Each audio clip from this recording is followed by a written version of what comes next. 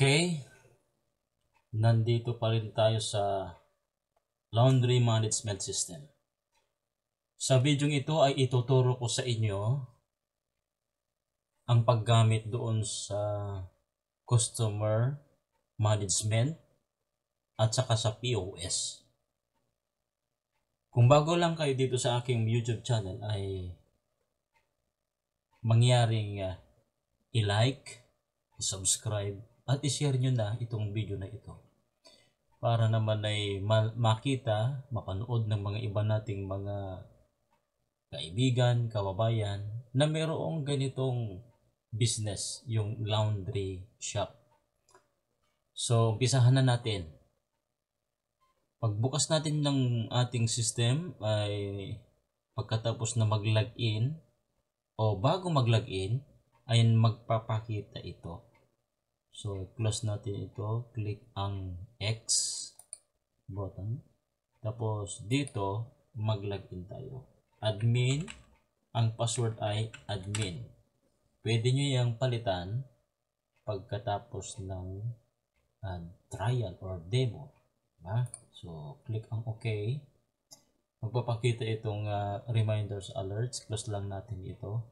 Ito ay sinasabi lang sa atin na meron tayong collectible, may unpaid at saka yung mga void at yung mga undelivered, yung mga failure to deliver yung mga order na yon. Okay?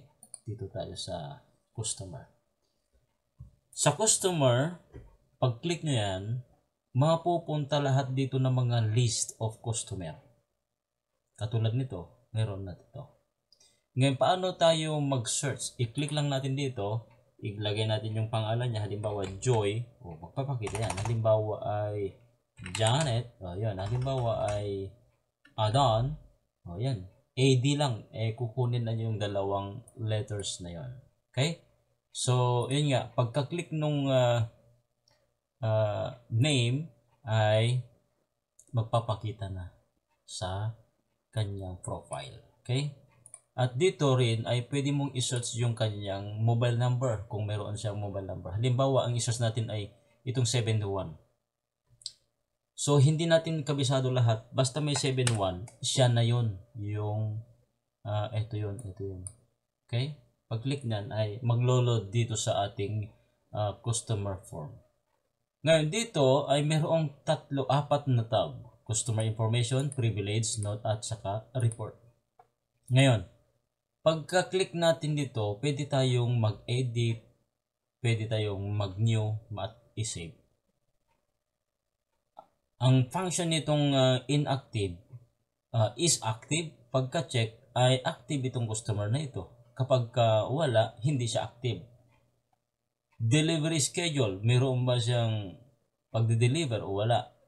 Lagyan na natin ng antik lang natin ito kung walang delivery schedule. Ngayon, dito sa privilege, meron ba siyang discount card? Kung wala, ay huwag natin lalagyan ng check ito. At ganoon din yung note. Halimbawa, lagyan natin na ito. Bago lang siya. Bagong customer. Pero mabilis magbayad ng utang. Halimbawa, may note kayong ganyan, diba? Save.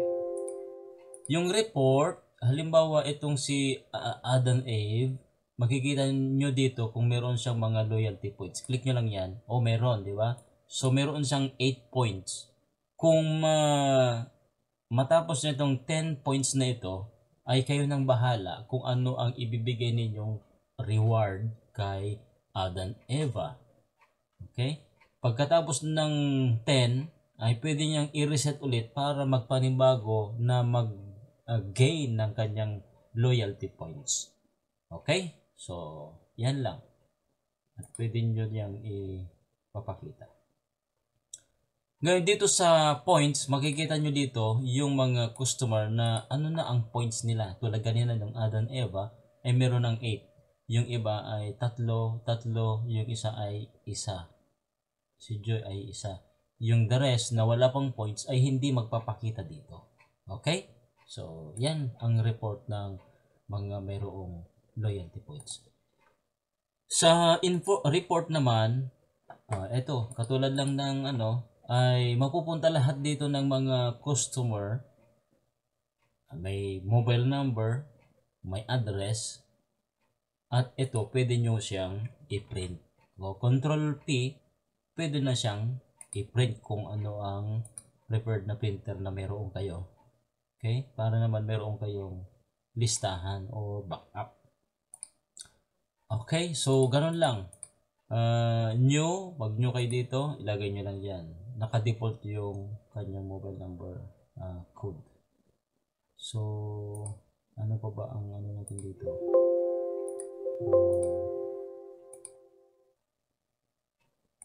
Pagka dito inactive, ito yung sinasabi ko na halimbawa inactive.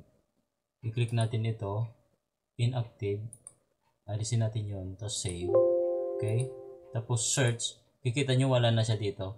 Pero pagka alisin nyo itong check na ito, makikita nyo ay si Riddle Agtang ang inactive kasi wala siyang tick. Siya ay inactive.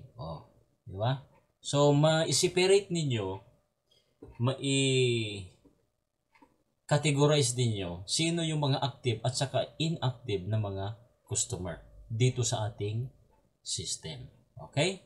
So, sana ay makatulong ito sa inyo para ma-organize yung inyong mga customer list. Okay. So, dito na tayo sa POS. Click natin yung POS. Sa POS, ay dito natin ipinaprocess yung mga orders.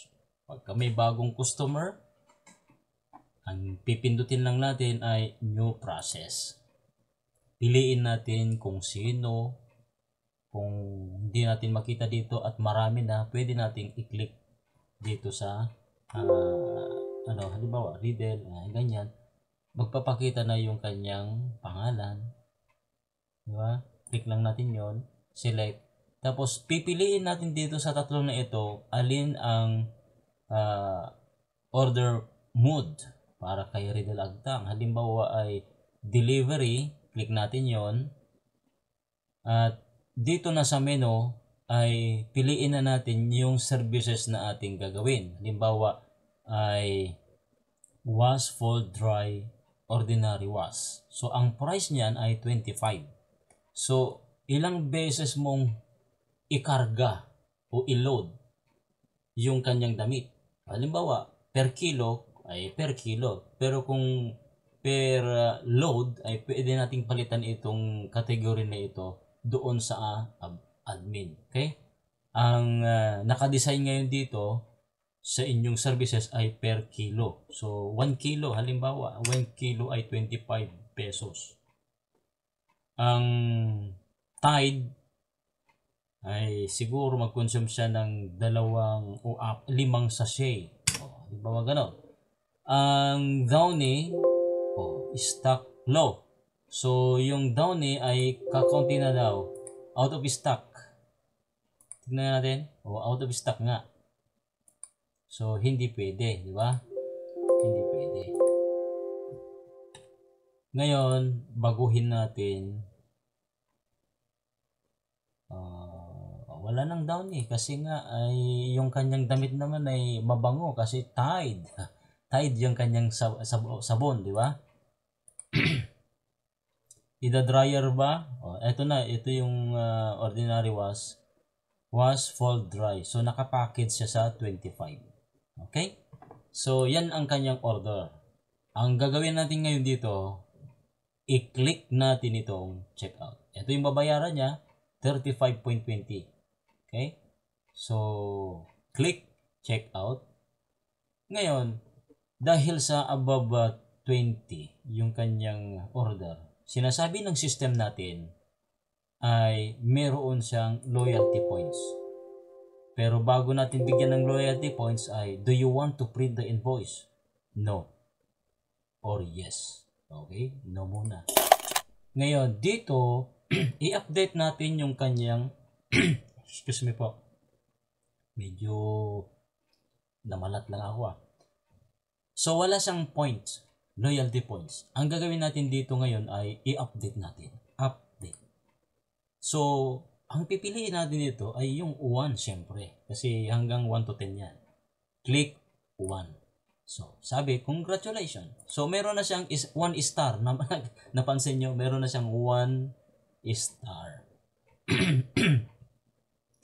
So, pagka-click ng checkout at natapos na yon, magpapakita na yung kanyang pangalan dito. Yung invoice number at pangalan. Anong oras nag-process o ipinasok yung kanyang order dito sa ating system. So, number 2. So, yan. Ngayon, pagkatapos na mawas, halimbawa, itong Avel Trondelio, yung invoice 157. Pag natapos na itong nalabhan, i-click natin yan, i-click natin itong finish washing. Click. Pagka-click ng washing, yung finish washing, ay yung 157 na yun, napunta na dito. Kasi delivery siya, kaya napunta siya dito sa listahan ng mga for delivery. Di ba? Ngayon, ang gagawin natin, siguro ay hindi pa i-deliver kaagad, yung damit ay isasabit pa natin, iahanger o kaya ay ilalagay doon sa cabinet. Pagkatapos na matiklop o kaya ma-fold, i-print natin itong print tag para malaman natin na saan yung ating nilabhan. Okay? I-print natin ito. Click. Do you want to print the cloth tag? Yes. Pag-click mo yan, ay sasabihin niya ay ma-print na yon. Okay? Kung may printer kayo, magpiprint na yon. Okay? So, ilalagay nyo na yung tag doon sa nilabhan. Ngayon, pagkatapos niyan, ay tawagin nyo na yung driver. Click nyo na itong invoice number na ito, itong order na ito. Click. Itong si, halimbawa, Manong Kulas. Ito yung driver na pipiliin natin. Click. So, si Manong Kulas, siya yung magdi-deliver. Siya ang may responsibilidad sa order na ito. I-deliver niya yon doon sa ating customer. Okay? So, pagka na-close natin ito, no problem. Makikita pa rin natin dito sa search. Halimbawa, i-close natin. Close. Okay? Halimbawa, itong pick up. Okay? I-close din natin. Sige, close. Close natin. Close natin itong pick up.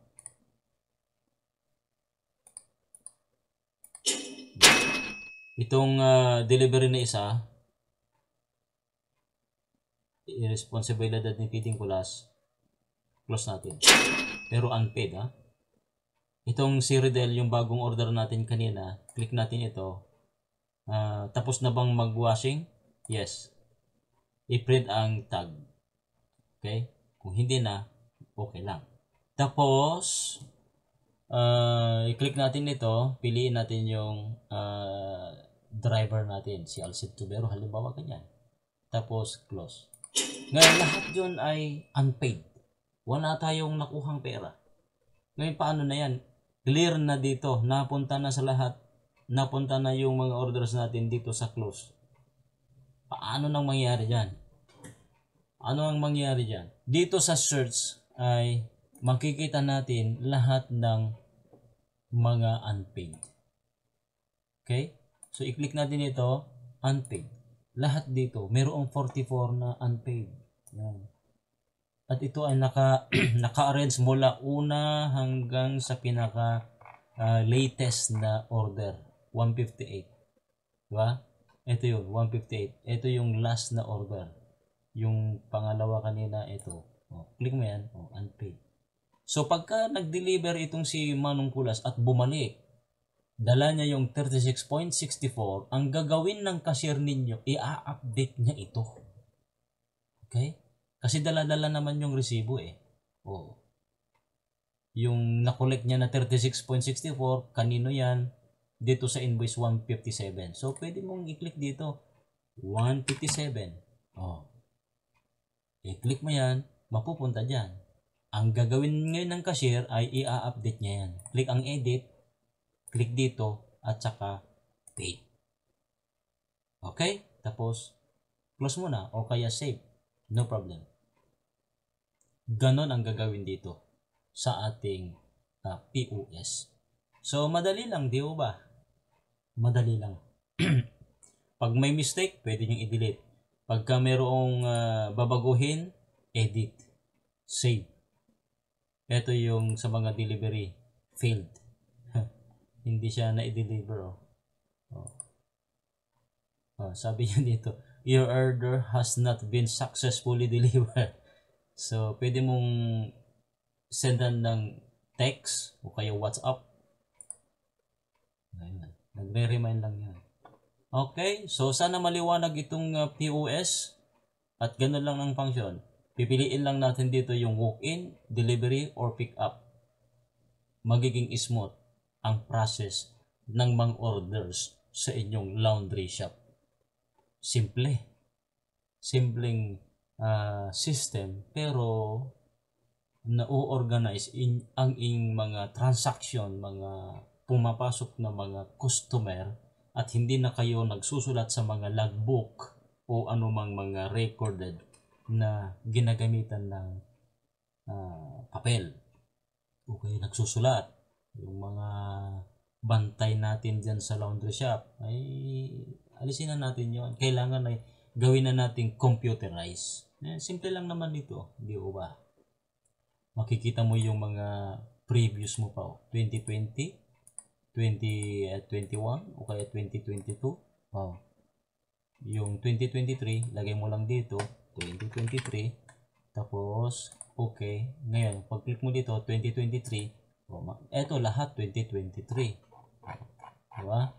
Merong 46, 2023, lahat yan. Pagka i-click mo itong 2022, andyan, 2022. May halong konti. So, yun. Madali lang itong gamitin, mga kaibigan. At kung nagugustuhan ninyo, ay pwede nyo i-download ito. Nandyan sa description yung download link. Free ninyo itong i-download. Subukan ninyo. May trial na 7 days. Pagkatapos at hindi pa kayo satisfied, hindi nyo pa natutunan, ay pwede nyo i-request. Mag-message kayo sa akin. Mag-comment kayo dyan sa video para makonect ko kayo. O kaya mag-message kayo sa WhatsApp. Nandun sa website yung WhatsApp button na nakaprepare. Alright? Sana maliwanag itong ginawa nating pag-aaral, pag-tutor, itong itong laundry management system. Bago lang kayo dito sa aking YouTube channel, ay madali lang namang i-click yung subscribe, share, and like. Okay? See you next video. Bye-bye.